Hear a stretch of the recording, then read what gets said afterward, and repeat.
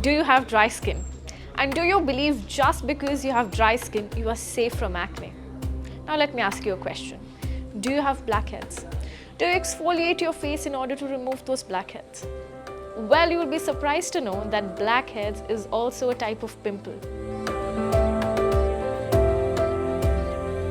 Hello and welcome to Fit Tak. I'm your host Muskan, and in today's episode we are going to talk about different kinds of acne. But before we dive deeper into that, let's understand the difference between acne and pimple, because they're not the same thing. Well, acne is a skin condition and pimple is just a symptom. Yes, pimple is not acne. Acne is the whole area, it's the condition that your skin is going through. And pimple just kind of tells you that you are about to have that breakout. Now let's talk about acne. Acne breakouts can happen anywhere on your skin, yes. But the most common sites include face, neck, shoulders, chest and back. Now how does acne happen? Let's get that into. Your skin has tiny holes called pores that becomes blocked by oil, bacteria, dead skin cells and dirt.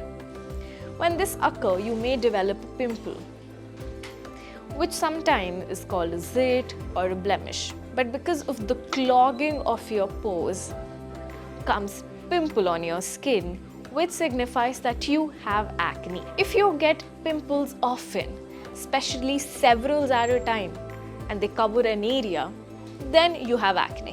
One or two is just pimple, but when you get a cluster of pimples, that is acne.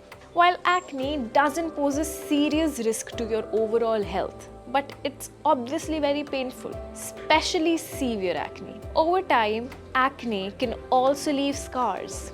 There is no denying that acne contributes to a lot of emotional distress. Acne and acne scars on your face and visible parts of your body can affect your self-esteem and self-confidence, and can also contribute to feelings of anxiety. Acne is very common.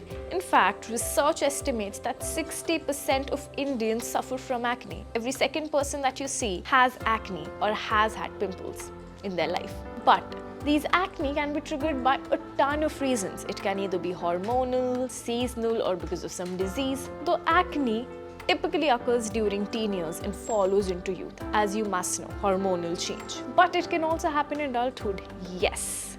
Some adults get acne for the first time or continue to get acne well into their 30s, 40s, even their 50s.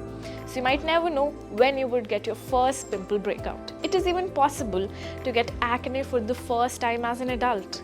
Dermatologists call this adult onset acne, and it is very common to women who are going through menopause, because that's also a hormonal change. Now let's talk about different acnes. There are two main categories where acne are divided. One is inflammatory and the second is non-inflammatory acne. First, let's cover non-inflammatory acne. Blackhead, as I said in the starting, is a kind of acne. Comedones are skin-colored bumps that form when you have a pimple. You must have seen your pimple. It's a little bump on your face. It's a little lesion on your face. In the case of blackheads, these bumps consist of hair follicles below your skin with very large openings called pores. When you have blackheads, these large pores becomes clogged with oil, dirt and bacteria. And the oil released by them is called sebum, which in turn clogs these pores and hence they get a black color. Therefore, the blackheads that you see on your face or on your nose are nothing but pores that have been blocked, and therefore they show a black color. Now let's talk about whiteheads, which are not as visible in daylight. In case of whiteheads, the hair follicles beneath your skin has become filled with dead skin cells, oil and bacteria. And because the air is trapped in that pore and is unable to come out or move, it develops into whitehead. You can usually spot whitehead on the T-zone, especially on the areas of your face that are susceptible to more oil or leak more oil. Now let's talk about the acne that is visible, that is painful, and that can leave a scar. That category is called inflammatory acne. And the first is acne papules. Acne papules are solid, inflamed bumps on your skin that are usually cone-shaped They don't have a white or yellow pus-filled tip. They're non-pus acne. They're usually smaller in size, and they might be as the same color of your skin or can be a bit red. But because of the absence of pus, they do not show or change in color. These papules are caused because of excessive sebum that has been released, the increased presence of bacteria in your pore, and could also be because of hormonal changes or simply because of pollution. Now let's talk about pustules or pus-filled acne. Pustules, just like papules, are small bumps, small lesions on your face, but they have pus or some white liquid in them. They are painful and they are white in color. The skin around them is usually red.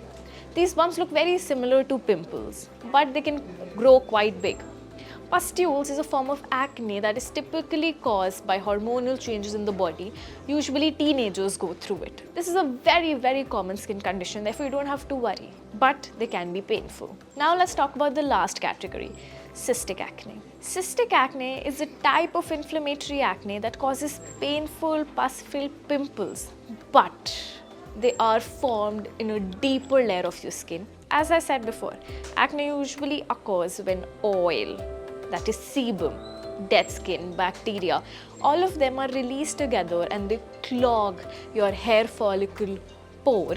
But with cystic acne, the problem is that the pores, they cause swelling and inflammation. Therefore, the surrounding area of the pimple also becomes red. And because the acne is full of pus, it is very painful. You might be unable to touch the entire area of your face, and you have to be very cautious with that area, because if you touch it, there are chances that the infection can spread all through your face. Cystic acne is the most severe kind of acne. They are very painful, as I said before, and they are the ones that can leave a scar. Therefore, you can reduce the risk of scarring by leaving the cysts alone. Do not touch your face. Do not try to poke it.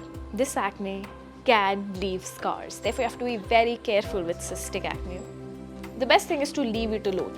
Do not touch that area. Do not poke it around, because if the pus leaks, you are at risk of spreading infection throughout your face. Also, this acne spreads infection very fast. Therefore, you should make sure that you wash your face enough times in a day. Do not overwash and over-exfoliate your face. Your skin is anyways very sensitive. Therefore, you have to be very sensitive and only use products that are good for your skin and that does not extremely dry out your face, and that does not give too much of oil to it, because your sebum is being leaked. Keep in mind that acne is very treatable. It's not a lifetime or a very serious condition. It heals on its own. And yes, you might get acne scars, but some medicines are able to heal that also, to cover up the scars. The best thing to do when you spot acne on your face is to go see a dermatologist and consume the medicines and use the products referred to you by your doctor. Do not just use products off the internet. Therefore, please take care of your skin, and I'll see you in the next video.